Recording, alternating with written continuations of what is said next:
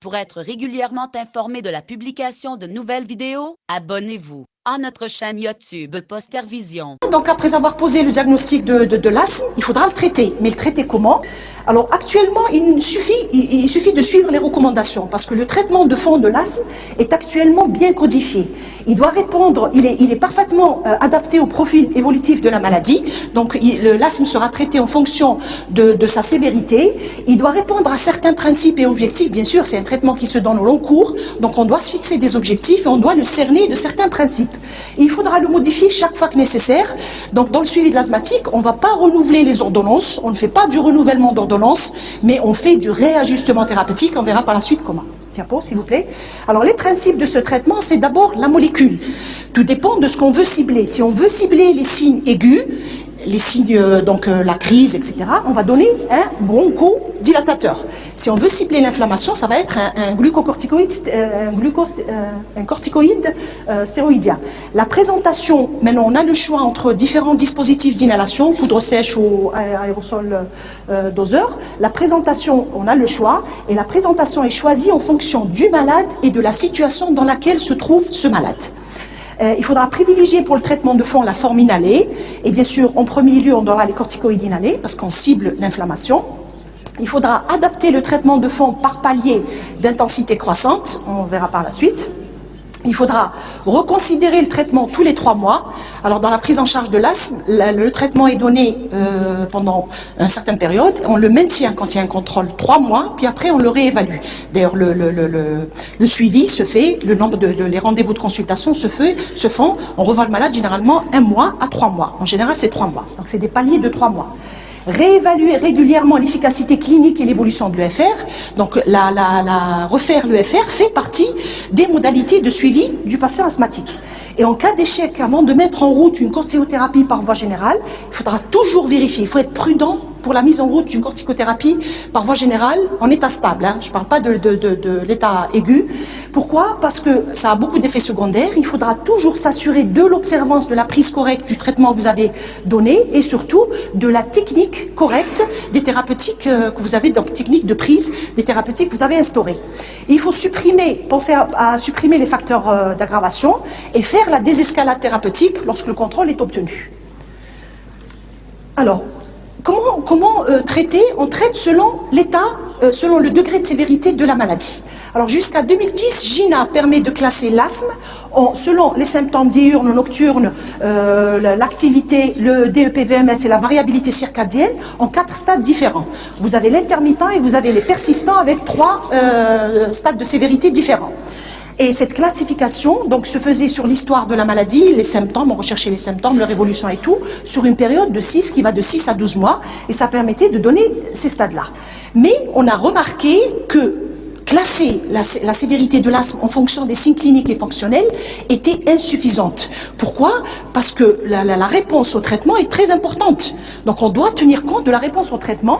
C'est pourquoi, maintenant, on classe l'asthme en fonction du traitement nécessaire pour le contrôler. C'est-à-dire, on dira que l'asthme est léger s'il nécessite, pour être contrôlé, un traitement léger, et qu'il est sévère s'il nécessite un traitement lourd, s'il est contrôlé par un traitement lourd, ou qu'il ne l'est pas malgré un traitement lourd. D'une façon générale, donc le tableau de tout à l'heure, on va le reformuler de la sorte. Donc le niveau de traitement le plus bas permettant d'obtenir le meilleur contrôle de l'asthme serait, dans l'asthme intermittent, les bronchodilatateurs de courte durée d'action, dans le léger, donc corticostéroïdes à faible dose suffiront pour donner un contrôle et le maintenir assez longtemps. Pour le modéré, c'est les corticostéroïdes à dose faible ou à dose modérée associés aux bronchodilatateurs longue durée d'action. Et dans le sévère, c'est les 3, parfois associés à des corticothérapies systémiques. Alors, mais généralement, quand on reçoit le malade la première fois, on reçoit des malades qui ne sont pas mis sous traitement.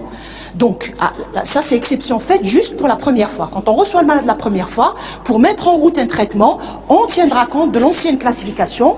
Et il est dit que dans l'intermittent, on ne donnera pas de traitement de fond, parce que c'est un asthme qui est quand même pas très important. Et dans le persistant, on prescrira en premier les corticoïdes qui sont le pilier du traitement de fond, bien sûr, à des doses croissantes selon le stade, associés à des bronchodilatateurs de longue durée d'action et associés aux corticoïdes oraux parfois. Dernier point, le suivi. Donc, il est très important de sortir du reste du suivi la première consultation. Parce qu'à la première consultation, On affirme le diagnostic. Qu'est-ce qu'on fait généralement à la première consultation? On affirme le diagnostic de l'asthme devant l'existence de symptômes chroniques variables et réversibles et la mise en évidence du trouble ventilatoire obstructif qui suit. On fait le diagnostic différentiel, on évalue la sévérité qui va guider le traitement de fond, on recherche les facteurs déclenchants et on établit un partenariat avec le malade. Ça doit se faire à la première consultation. Pourquoi? Parce que le malade participe à sa prise en charge. Le patient asthmatique participe c'est un acteur dans la prise en charge. On lui prescrit des bronchodilatateurs à la demande. C'est vrai que c'est sous contrôle de médecin, mais il participe à sa prise en charge. Donc il faut qu'il y ait un programme d'éducation thérapeutique. Envisager la stratégie de la posologie minimale efficace. Oui, quand on reçoit le malade la première fois, généralement c'est parce qu'il a des symptômes, il n'est pas bien. Donc le premier but, c'est de restaurer la fonction respiratoire le plus rapidement possible. Donc on donnera le maximum de thérapeutique, puis après on diminue la pression jusqu'à arriver à la dose minimale efficace, au-delà de laquelle on ne peut plus descendre. Sans oublier d'ouvrir un dossier et de fixer le rendez-vous généralement 1 mois à 3 mois après. Alors, au cours du suivi, qu'est-ce qu'on va faire? Le suivi servira surtout à évaluer le niveau de contrôle de la maladie, parce que la maladie est en activité, on est obligé d'évaluer son activité tous les 3 mois. Pourquoi? C'est pour réajuster le traitement thérapeutique. On ne fait pas du renouvellement, je l'ai dit tout à l'heure. Quand il va bien, on fait la désescalade, on revient en arrière, on diminue la pression thérapeutique. Quand le malade va mal, on va majorer le traitement. C'est ce qu'on appelle le réajustement thérapeutique. On va identifier aussi au cours du suivi les défauts d'observance thérapeutique. On va rechercher et prévenir les effets secondaires du traitement. Donc, au cours du suivi, on va surveiller l'efficacité, la tolérance et l'observance. C'est ça les points importants. On va lutter contre l'anarchie thérapeutique et l'automédication. C'est vrai que le malade prend les médicaments seul quand il a les symptômes, mais c'est toujours sous contrôle du médecin. On va contrôler les techniques de prise des médicaments et si le malade est vu en situation aiguë, on recherchera les signes d'asthme aigu grave et on expliquera la cause d'une exacerbation.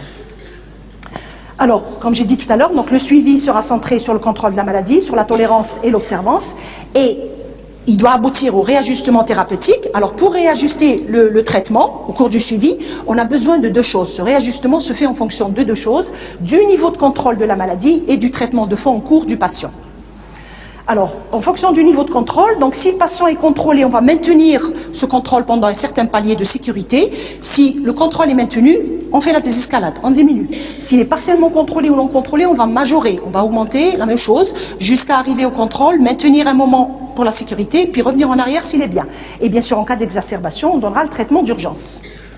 Alors, voici le tableau avec lequel, c'est le dernier tableau du GINA avec lequel on travaille et qui nous permet de faire ce fameux réajustement thérapeutique en fonction du niveau de contrôle et de la sévérité de l'asthme. Donc, vous avez bien vu les 2 flèches. Donc, dans ce sens, du palier 1 au palier 5, c'est la majoration, c'est augmenter le traitement. Et dans le sens inverse, du 5 au 1, c'est la réduction quand tout va bien. Alors, à tous les stades, on doit toujours faire le contrôle de l'environnement et l'éducation thérapeutique du patient. À tous les stades, on doit donner les bronchodilatateurs de courte durée d'action. Pourquoi? Parce qu'ils sont imprévisibles. Ça reste cette caractéristique de l'asthme qui fait que ces symptômes sont imprévisibles. On est toujours obligé de donner au malade un traitement d'urgence. Et si le patient donc est contrôlé, c'est la première condition, si on a un contrôle donc acceptable, optimal de la maladie, si par exemple le patient se trouve dans le palier 2, il est contrôlé, on reviendra au palier 1. Dans le cas inverse, si son asthme n'est pas contrôlé, ça va être une majoration, donc ça va dans ce sens, du palier 2, on donnera le traitement du palier 3. Et bien sûr, les zones ombrées sont les zones les plus recommandées et le reste, c'est des traitements, c'est des options qu'on peut donner au fur et à mesure. Allez-y. Donc, contrôle acceptable ou optimal, là, il faudra diminuer la charge thérapeutique. La durée des paliers est généralement de 3 mois. Comment on diminue la corticothérapie inhalée? C'est par palier de 25 à 50%. Et si le malade est mis sous corticothérapie par voie générale, on va chevaucher les corticoïdes par voie inhalée avec les corticoïdes péros et on diminuera la corticothérapie systémique au fur et à mesure. Allez-y. Alors, on arrive aux 3 piliers de la prise en charge. Et en premier, les médicaments. Vas-y. Donc, les médicaments de l'asthme, il n'y a que 2. Les 2 médicaments essentiels sont les anti-inflammatoires. Je parle du traitement au long cours, c'est surtout les anti-inflammatoires en premier, associés aux bronchodilatateurs. Et parmi les anti-inflammatoires, le chef de file, c'est bien sûr les glucocorticoïdes inhalés, qui sont le pilier du traitement de fond, et qui ont marqué un tournant décisif dans le traitement depuis leur découverte. Leur efficacité est optimale lorsqu'ils sont prescrits, ça c'est la condition, lorsqu'ils sont prescrits de façon adéquate par le médecin et pris de façon optimale par le patient. Il y a d'autres anti-inflammatoires associés, les chromons, les antileucotriènes et les bronchodilatateurs d'action rapide ou de longue durée d'action. Alors, donc ça, c'est les résultats des différentes études. Qu'est-ce qu'ils ont prouvé, les différentes études faites sur les médicaments? Que les corticoïdes inhalés réduisent et contrôlent les symptômes, qu'ils préviennent les exacerbations, qu'ils améliorent la fonction pulmonaire, potentialisent les effets des bêta-2 mimétiques, réduisent l'hyperréactivité. Ils sont posologie adaptés à la sévérité de l'asthme, c'est normal. Ils sont prescrits donc en 2 prises par jour, 10 minutes après la prise des bêta-2. Et leur efficacité commence à apparaître au bout de 2 à 3 semaines de traitement. Et comme effet secondaire, ils donnent une rossité de la voix et parfois une mycose buccale. La corticothérapie par voie systémique est surtout réservée à certains cas d'asthme sévère et aux formes aiguës. Les doses, donc les différentes doses journalières sont donc représentées par ce tableau. Et là, je vous ai montré les 3 molécules qui existent en Algérie, la beclométasone, budesonide et fluticasone. Allez-y. Deuxième, les autres traitements anti-inflammatoires, on a les chromones qui ont surtout une propriété antihistaminique et anti-inflammatoire faible. Les chromones ne sont plus commercialisés en Algérie. On a les antileucotriènes qui ont donc un effet anti-inflammatoire et bronchodilatateur qui se donnent par voie péroce et je pense qu'ils vont vous être détaillés par la suite cet après-midi. Les bronchodilatateurs de courte durée d'action ont une place importante parce que c'est les seuls qui traitent les symptômes aigus. On ne peut pas ne pas les donner.